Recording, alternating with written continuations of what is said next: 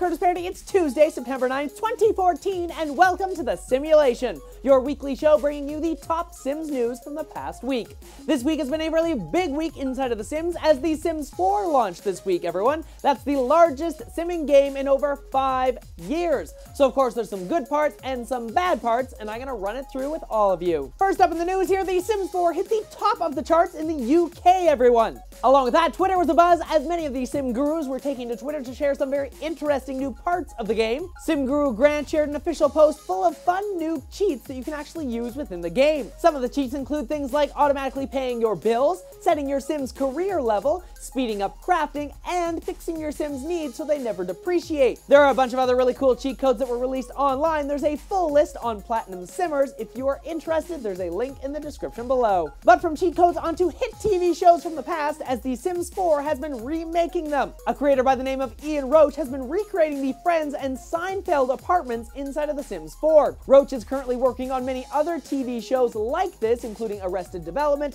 and The Golden Girls. If you're interested in downloading these and adding them into your game, you can find him on Origin as the user Ian8000. Now, one thing you may encounter when you're actually building your house inside of The Sims 4 is the fact that the game is a little bit smaller than The Sims 3. Now, many users have found that there was an issue with this, but Sim Guru Grant was quick to confirm that it is possible to make the neighborhoods bigger in the future, stating it's possible to add more lots and larger areas, but you will still have to load to go from one lot to another. This being because loading screens are built right into the system architecture of the game. So think less of Sims 3 and more Sims 2 in this front. But at least it's a good sign that in the future it may be possible to have larger neighborhoods, just unfortunately you'll still have to load to get from one lot to another. That's one of the current gripes I have with The Sims 4, but maybe in the future, like with The Sims 5, that will be adjusted. But of course we don't want to start going to Sims 5 news because that's not even close. Like, The Sims 4 just launched, right? Well, Sim Guru Grant was once again quick to actually comment on this entire Sims 5 aspect. Sim Guru Grant released a statement saying, "We're not working on The Sims 5, we're not thinking about The Sims 5. If The Sims 4 isn't successful, there won't be a Sims 5. Now, of course, that's a lot of pressure on one game, but let's not forget it's The Sims here and it's probably gonna do really well. It does happen to be one of EA's top grossing games across all of their platforms and all of their different areas,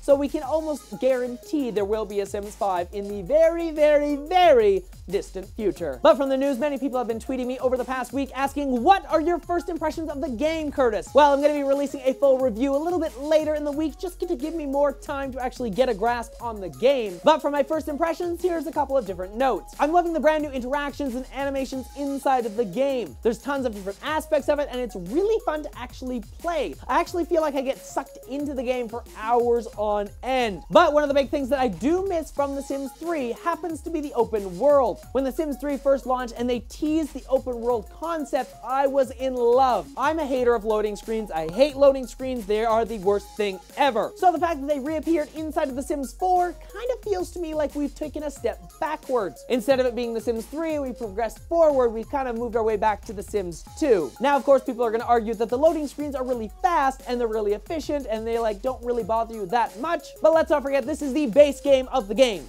When you start adding different expansion packs and stuff packs and all the other stuff into the game, it's gonna become slower. So in the future, that 5-second loading screen could become up to like 10 seconds, maybe 20 seconds. Holy, what if it becomes half a minute? That would suck. And so that's the reason why I'm not really a big fan of the loading screens reappearing. Along with that, as a builder myself, I'm a pretty big fan of the build mode inside of The Sims 3, and that being, of course, the base game of The Sims 3. Now, with The Sims 4, I feel like a lot of different features have kind of been grazed over. One big feature, of course, being the fact that the swimming pools don't really exist in the game. This is the very first Sims game in which swimming pools don't exist in the base game. So of course, that's one really big piece to actually think about when you're thinking about comparing base game to base game. In short, the gameplay has gotten a lot better in parts and it's made me a lot more happy to play the game, but when compared to The Sims 3 base game, I feel like it has a lot of steps backwards. But that's what I think of the game, and I kind of want to know what you think about the game. Now that people have had the game for over the past week, and you've had the ability to watch different videos online of people actually playing it,